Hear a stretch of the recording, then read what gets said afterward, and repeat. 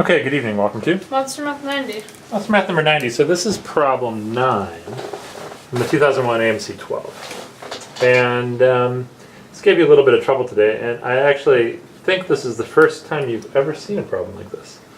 So it said there's a function, and it has the property that f of x times y equals f of x divided by y. If f of x equals 500, what is f of 600? So you didn't even know what to do at all in this problem, right? 'Cause, yeah, you've never seen a problem like this. I explained it a little bit this morning. So you don't know much. The function the function of two numbers multiplied together is the same as the function of one of those numbers divided by the other one. Mm-hmm. So why don't you find a few other values of the function that you probably know now from this, just from this information. I'm sorry, our marker. We don't have any really good markers anymore. I keep forgetting to order them. Go ahead. That marker you have is the one I wrote with. Let's see what you can figure out. Well, maybe like what? So like I could say like f of maybe 6. Okay, how are you going to find f of 6? I could say it's 3 times 2. Okay. And that'll be f of 3 over 2. That's right. F of 3 times 2. So f of 6 equals f of 3 over 2. That's exactly right. Unfortunately, you don't know f of 6 or f of 3. Yeah. And the only thing you do know is f of 500 is 3. So, Well, I could say see if you can find anything from there. maybe f of 5 times 100. Okay, f of 5 times 100 equals... So 100. So my guess is that you want the larger number on top.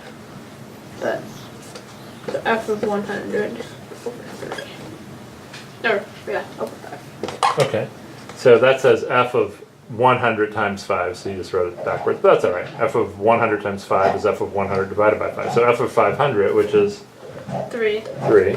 This is 3. And f of 100 is 15. There you go. So great. So starting from f of 500 is f of 5 times 100. We saw, or 100 times 5, either way. We saw that f of 100 was 15.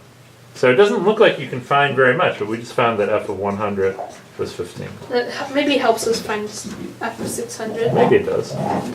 Maybe. Because I can say that f of 600 is f of 100 times 6, which is f of 100 over 6, 15 over 6, Okay. which is 5 halves. Aha. Okay, and we didn't bring the computer down, so I don't know if that's one of the choices. I think that was a choice. Okay, cool. Why don't we see if we can find f of 1,000? All right. Well, it'll be f of 100 over 10, so 15 over 10, which would be 3 halves. Interesting. And my last challenge will be for you to find f of 1.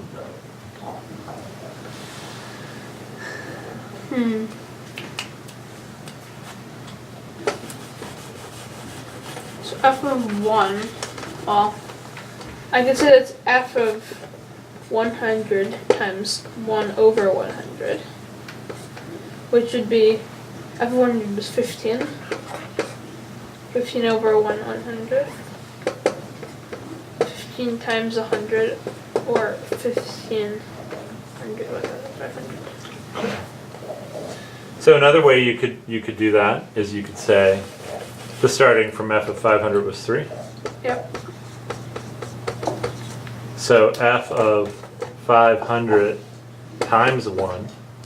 Oops, I guess I want to do f of 1 times 500. Right? Yep. Equals f of 1 divided by 500.